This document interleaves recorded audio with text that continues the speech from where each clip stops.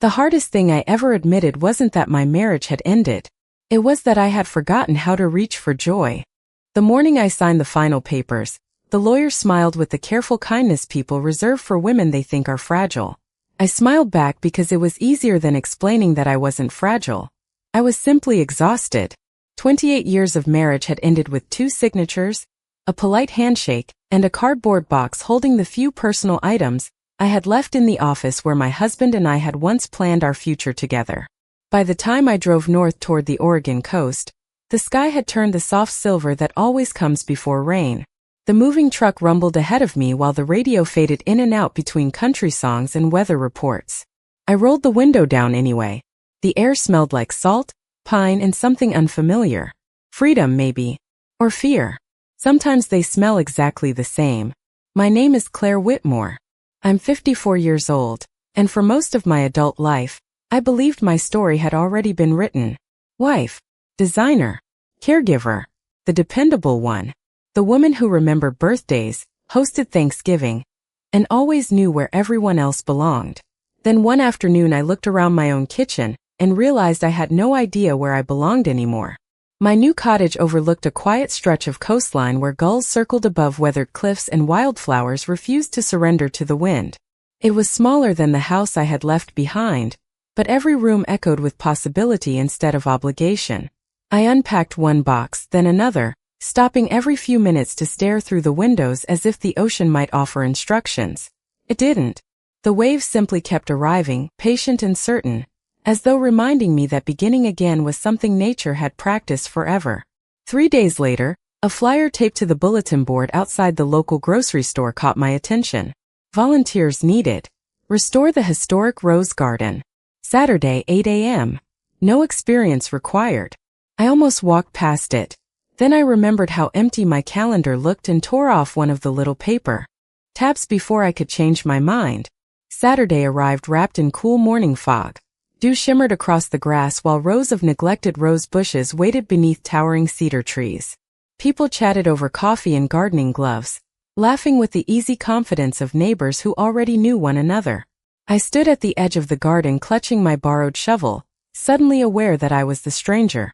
I turned to leave before anyone noticed. That was when someone called, "Careful." I looked up just as my foot slipped on the damp stone path. Before I could catch my balance, another hand reached for mine. Warm, steady, certain. Her fingers closed gently around mine, anchoring me without hesitation. I met bright blue eyes framed by loose golden hair stirred by the morning breeze. She smiled like helping someone was the most natural thing in the world. "I've got you," she said softly. And somehow, standing there with the scent of roses drifting through the cool coastal air, I believed her before I even knew her name. Her hand slipped away almost as quickly as it had found mine, but the warmth lingered long after our fingers separated. I realized I was still holding my breath. She tilted her head with an easy smile that carried no awkwardness, no hesitation, only genuine concern. "Those stones get slippery before the sun dries them," she said. "The garden likes to test newcomers." I laughed quietly, surprised that I still remembered how. Then I already failed the entrance exam. "Not at all," she replied. "You are still standing." She offered her gardening glove. "I am Sophie Bennett. Claire Whitmore." "Nice to meet you, Claire." My own name sounded unfamiliar in her voice, softer somehow, as though it belonged to someone who had not spent years apologizing for taking up space. Before I could say anything else, one of the volunteer coordinators called everyone together beneath an old cedar tree. We formed a loose circle while steaming paper cups of coffee passed from hand to hand. The coordinator explained that the historic rose garden had been neglected after severe winter storms damaged irrigation lines and several walking paths. The city had approved restoration funds, but volunteers would provide most of the labor. It would take months, maybe longer. People nodded with cheerful determination. I wondered what kind of person willingly gave up every Saturday morning to save old roses. Then I noticed Sophie already listening carefully, dirt on her boots, sleeves rolled to her elbows as though she belonged there. She caught me looking and smiled again. It was impossible not to smile back. We were assigned to the same section almost by accident. At least that was what the coordinator insisted. We spent the morning clearing weeds from flower beds where faded wooden markers still carried the names of roses planted decades earlier. Every few minutes Sophie identified another variety without checking the labels. "That one blooms deep coral in June," she said, brushing soil away from a stubborn root. "And those over there smell like fresh peaches after rain." I looked across the tangled branches. "You remember all of them?" "I designed public gardens before moving here," she answered. "Plants have better memories than people. They always know when spring is coming." There was something comforting about the certainty in her voice. We worked quietly for a while, interrupted only by birdsong and the scrape of metal against earth. The silence never felt uncomfortable. It reminded me of conversations that did not require words. Around noon, clouds rolled in from the Pacific, carrying a cool breeze across the hillside. Volunteers gathered beneath a small pavilion for lunch. I reached into my tote bag and pulled out the turkey sandwich I had packed that morning. Sophie placed a container of homemade pasta salad on the picnic table between us. "Would you like some?" she asked. "Only if you let me trade half my sandwich." "That sounds fair." We exchanged lunches like old friends instead of strangers who had met only hours earlier. "So what brought you here?" she asked gently. I looked toward the ocean shimmering beyond the trees. A marriage that lasted almost 3 decades. And a life that stopped feeling like mine. The words escaped before I could pull them back. Sophie did not rush to fill the silence. She simply nodded with quiet understanding. "Then maybe this is the right place to start growing something new." I glanced down at the tiny green shoots pushing through dark soil beside my boots. For the first time in longer than I could remember, the future did not feel empty. It felt unfinished. The weeks settled into a rhythm that felt almost unfamiliar in its gentleness. Every Saturday morning I found myself driving the winding coastal road before sunrise, coffee balanced carefully in the cup holder while pale light slowly stretched across the Pacific. I always arrived a few minutes early. At first I told myself it was because I enjoyed the quiet. Eventually I admitted it was because Sophie was usually already there, kneeling beside another flower bed with dirt on her gloves and that calm smile waiting for whoever happened to arrive next. Somehow she always made every person feel expected. We rebuilt pathways one stone at a time. We replaced broken irrigation pipes that had hidden beneath years of tangled roots. We hauled wheelbarrows filled with fresh soil until my shoulders ached in ways that reminded me I had spent too many years sitting behind design sketches instead of living inside the spaces I created. Sophie never hurried me. Whenever I struggled to lift something heavier than I expected, she simply appeared beside me. "Together," she would say with an easy grin. Not because she believed I could not do it alone, but because she seemed to believe some things were simply better shared.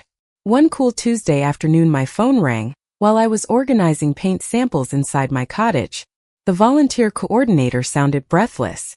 Another coastal storm had damaged one of the oldest terraces in the garden. Several retaining walls had shifted, and the city wanted emergency repairs finished before the annual spring festival only 6 weeks away. They needed every available volunteer, including weekdays. Without thinking, I heard myself saying yes. The next morning the garden looked different. Heavy clouds drifted overhead while caution tape marked unstable sections near the hillside. The cheerful pace of weekend volunteering disappeared beneath practical planning and careful measurements. Sophie stood over a large blueprint spread across a folding table, studying elevations with quiet concentration. "Looks like we are partners now," she said after the coordinator assigned us to restore the upper terrace together. "You have landscape experience?" I asked.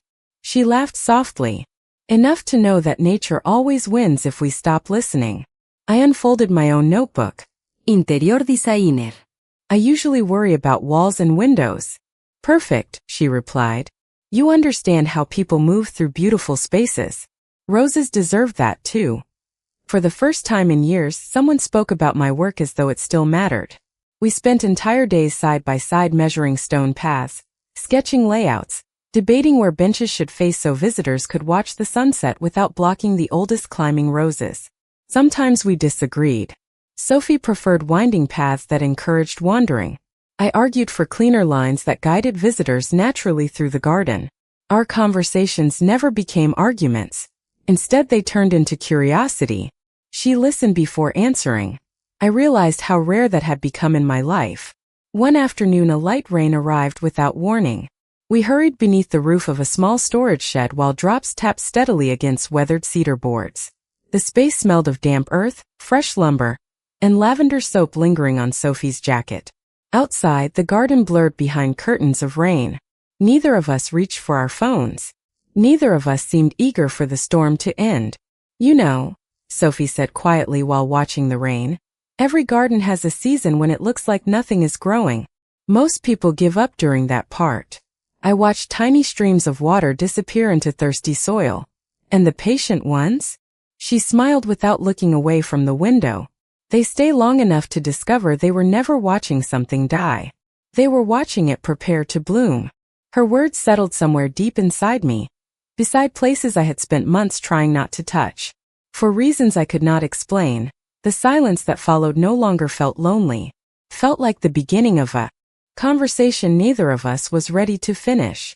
By the second month, the garden had quietly become the center of my life. My calendar no longer revolved around obligations that left me feeling invisible. Instead, every morning carried a small sense of anticipation. I looked forward to the scent of damp soil, the cries of gulls drifting in from the ocean, and the familiar sight of Sophie waving from somewhere among the climbing roses. The restoration project grew more demanding as the spring festival approached. Deliveries arrived late. Weather forecasts changed by the hour. Volunteers came and went depending on work schedules and family commitments. Somehow Sophie and I remained constant. We adjusted planting plans together, redrew pathways after unexpected drainage problems, and spent long afternoons kneeling beside flower beds that seemed determined to challenge every decision we made. It never felt like work when she was nearby.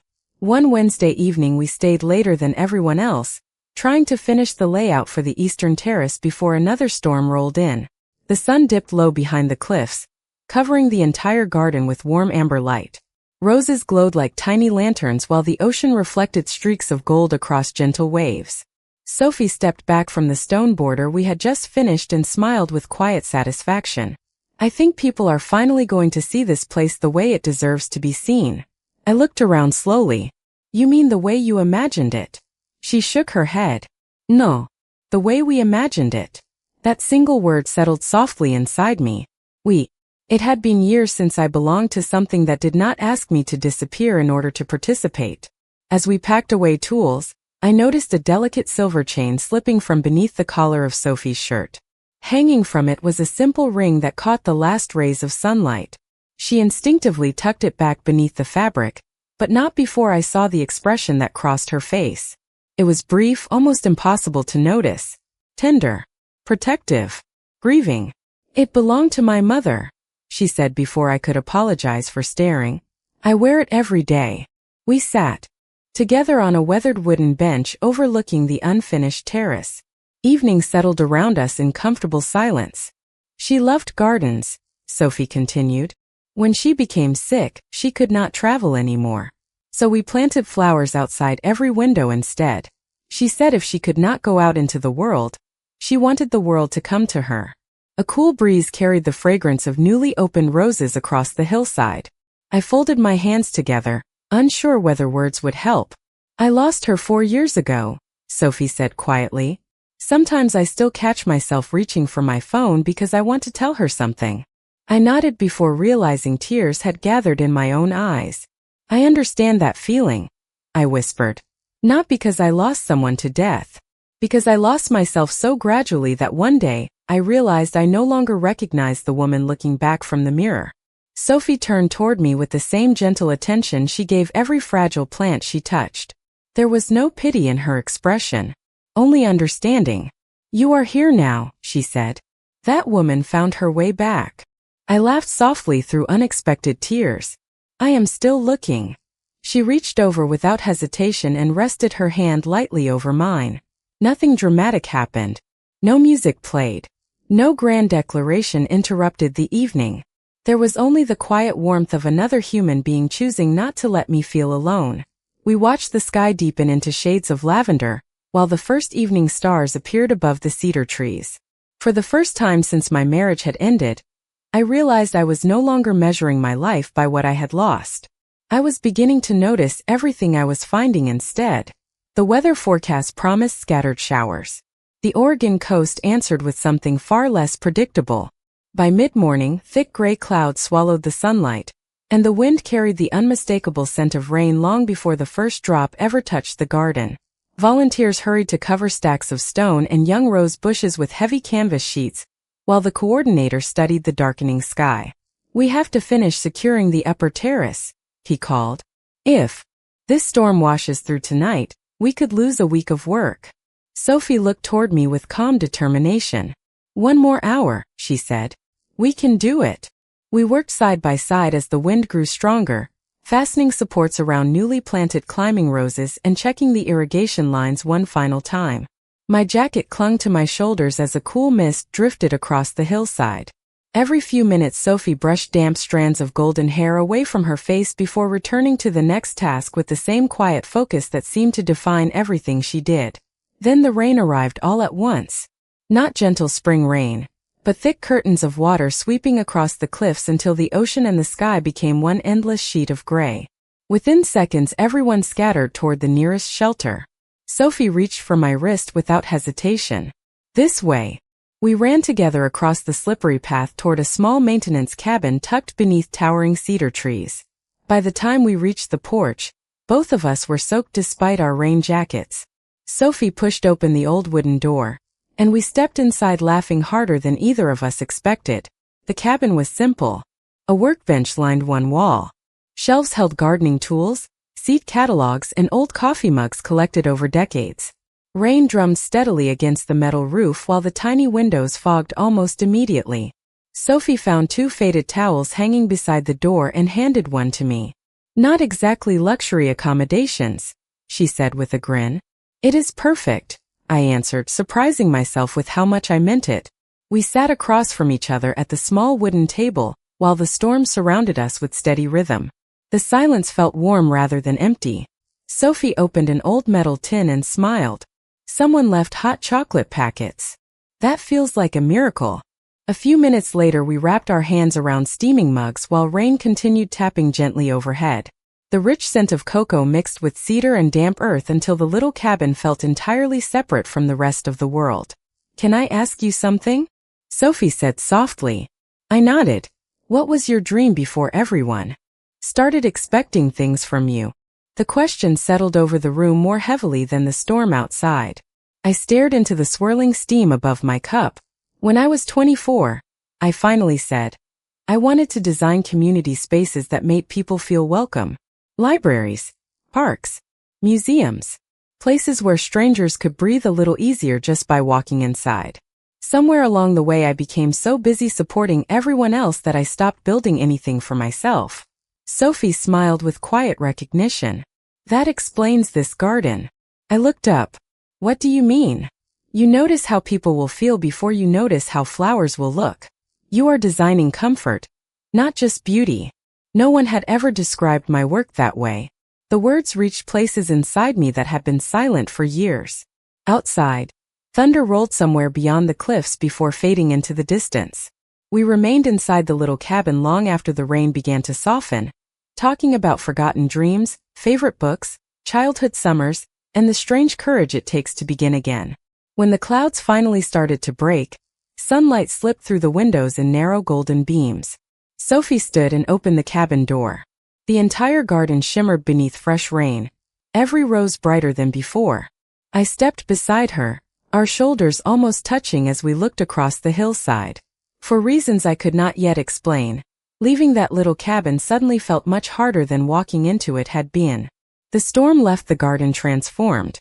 Every rose seemed brighter, every leaf polished by the rain, every path carrying the clean scent of wet stone and cedar. Yet something inside me had changed even more quietly. I found myself measuring my mornings by whether I would see Sophie before the first volunteers arrived. I listened for her laughter without meaning to. I noticed the way she tucked loose strands of hair behind her ear whenever she concentrated on a sketch. These were small things, ordinary things, and that frightened me more than any dramatic confession could have. One Friday afternoon we spread our restoration drawings across the visitor center porch, comparing. Final plans before construction crews arrived the following week. The annual spring festival was only 3 weeks away now, and every decision suddenly felt important. Sophie leaned over the blueprint, her shoulder brushing mine for the briefest moment. Neither of us moved away immediately.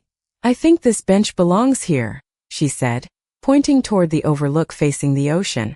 "People should have a place to sit after walking through the roses." I smiled. "You always think about how people feel." She looked at me with quiet amusement. "I learned that from you." My heart answered before my mind had time to object. I looked down at the papers instead of meeting her eyes. That evening I drove home with the windows open even though the air had turned cold. The road followed the coastline, waves crashing gently against dark rocks below, but I barely noticed the view I had come to love. My thoughts circled the same impossible question again and again. What exactly was happening to me? I had spent months rebuilding my life after a marriage that had quietly erased pieces of who I was. I had promised myself that this new beginning would be simple, peaceful, independent. Falling into confusing emotions had never been part of the plan. The age difference alone should have been enough to silence whatever hope had started growing inside me. Sophie had decades ahead of her. I had already lived through careers, anniversaries, disappointments, and reinventions.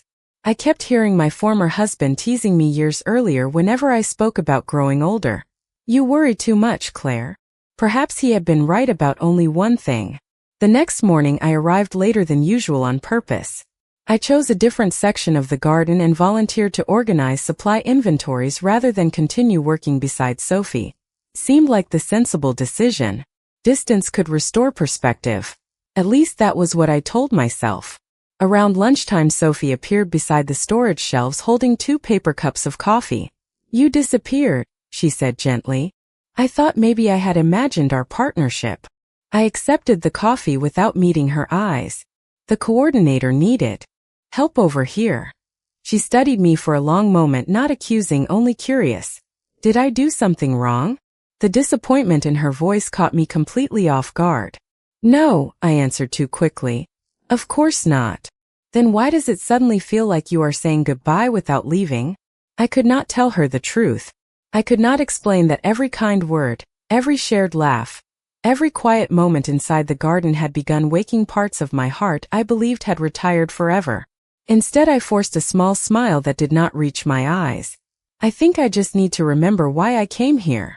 Sophie nodded slowly, though I could see she did not fully believe me. "If you ever want to talk," she said softly, "you know where to find me." She walked back toward the upper terrace, leaving me alone among shelves of gardening tools and unopened seed packets. Through the open doorway I watched her disappear between rows of climbing roses glowing beneath the afternoon sun. For the first time since arriving in Oregon, the garden no longer felt entirely peaceful. It felt like a place where 2 different futures had quietly begun to grow, and I was suddenly afraid of choosing either one.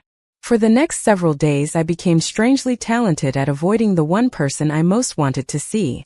I volunteered for early deliveries, reorganized storage sheds that did not need organizing, and offered to repaint faded directional signs simply because they were on the opposite side of the garden.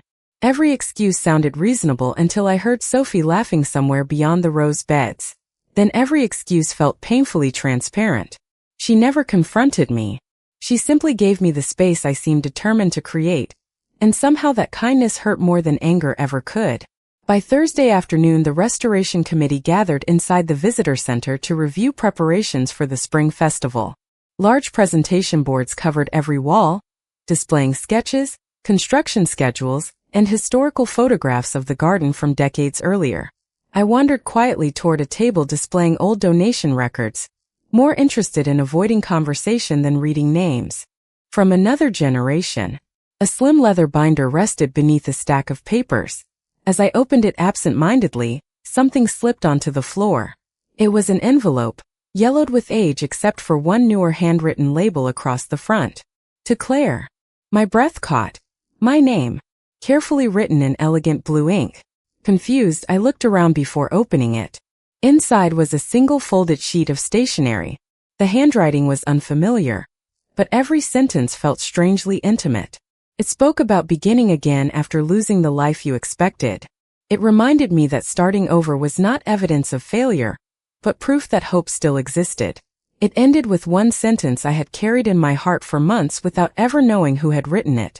Sometimes the bravest gardens bloom after the harshest winters. My hands began to tremble.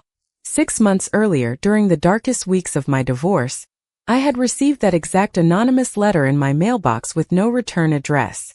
I had read it so many times that the paper eventually softened at the folds. It was tucked safely inside the top drawer of my nightstand even now. I had always believed it came from an old friend who wished to remain unnamed. "You found it." Sophie's gentle voice startled me. I turned slowly. She stood a few feet away, carrying a bundle of rolled blueprints beneath one arm. Her expression held neither surprise nor embarrassment, only quiet honesty. "That was you," I whispered. She nodded. "I never expected you to see it again." I stared at the letter, then back at her. "How could you possibly have known where I lived?" She smiled almost shyly. "I did not." Before I could ask another question, she continued. "Your sister, Emily, contacted the volunteer network where I was working in Portland last year. She told us about a woman who had spent so many years caring for everyone else that she no longer believed anyone would care for her. Volunteers wrote anonymous encouragement letters for people starting over. Mine was one of dozens. I never imagined it would reach you." The room suddenly felt wonderfully still.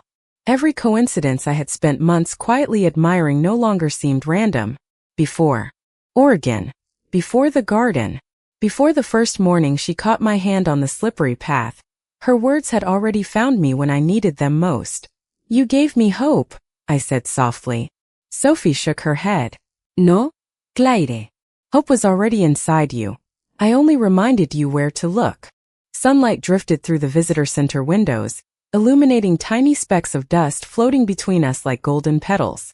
In that silent moment I understood something that frightened and comforted me all at once. My story with Sophie had not begun in the rose garden. It had begun long before either of us knew the other one's face. After I left the visitor center, I drove home without turning on the radio.